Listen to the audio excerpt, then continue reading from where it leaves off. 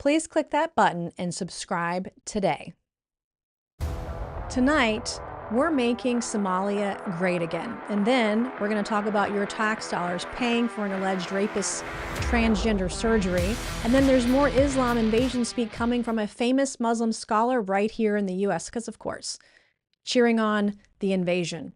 And lastly, we're talking about it. The internet is losing its fucking mind over my biceps. So welcome to the new Communist Party utopia. Let's get right into it. This week, a judge lifted the TPS block for Somalia, and Washington reacted like it always does, like somebody changed the Wi-Fi password at the Department of Permanent Temporary Things. Temporary Protected Status, that's what TPS stands for. The T is for temporary.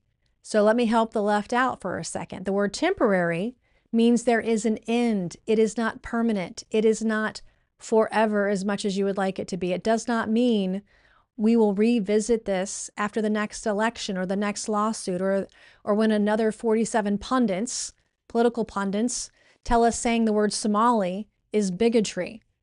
If temporary protected status becomes permanent, every time politics gets awkward, we're going to call it the we'll see how we feel status.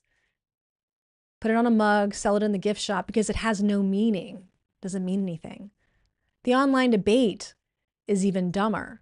One side hears, quote, expiration date and writes a eulogy for the civilization of mankind, like the world is coming to an end. Everybody just needs to calm down. This ruling isn't radical. What's radical would be if the federal government and our federal judges actually read our own laws before the Supreme Court forced them to. And now, let's talk about the WNBA as they're busy having a listening session to figure out what a woman is. I am not a biologist. How can I be expected to define what a woman is? If you think you know how to tell the difference between a man and woman, please speak up. Boys have a penis, girls have a vagina.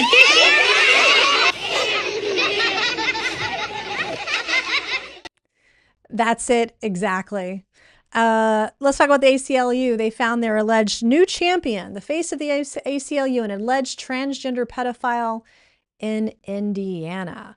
Wayne Astrid Allison is serving a 27-year sentence for allegedly raping his 11-year-old sister.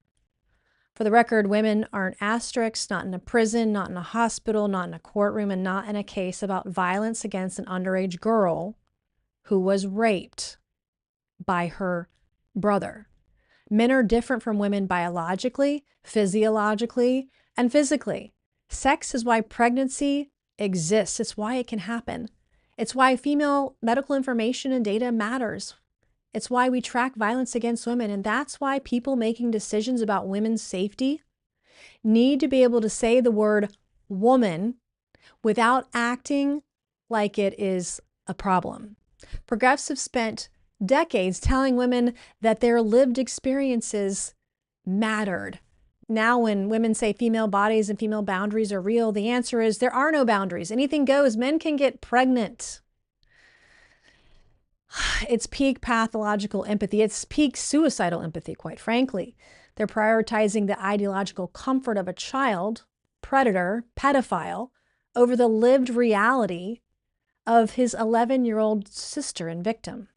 It's disgusting. And speaking of disgusting, let's get something straight. This next segment isn't about anybody's faith. It's about the violent extremism of radical Islam and radical Islam invading the United States of America. Here's a famous Muslim scholar, Yasir Qad, living in America, openly speaking about the Muslim plan to take over the United States and Western nations. Pay real close attention to what they are saying in the open. This is why I tell you this ideology is a dangerous compound. The election of somebody like Mamdani, it is a game changer. We need somebody like Mamdani to be the mayor of New York. And that is a victory for the Ummah. I'm jumping the gun here, but this is... Yeah, victory for the Ummah, whatever the fuck that is. Congressman Randy Fine says there are already 40 mini Mamdanis elected, and that should scare the shit out of everybody.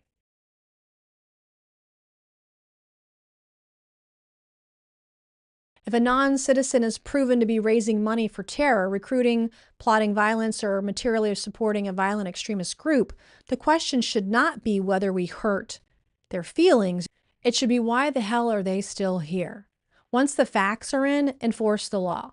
Anyone coming here to support the downfall of America must be removed, and they must be removed immediately, now, not years from now. No sanctuary from accountability, no bureaucratic hide and seek, no bullshit. They gotta go. America welcomes people who come in peace and who come to assimilate. It doesn't owe residency to anyone who uses our freedom as a staging area for violent extremism and radicalism. This isn't bigotry. This is how a border should actually work.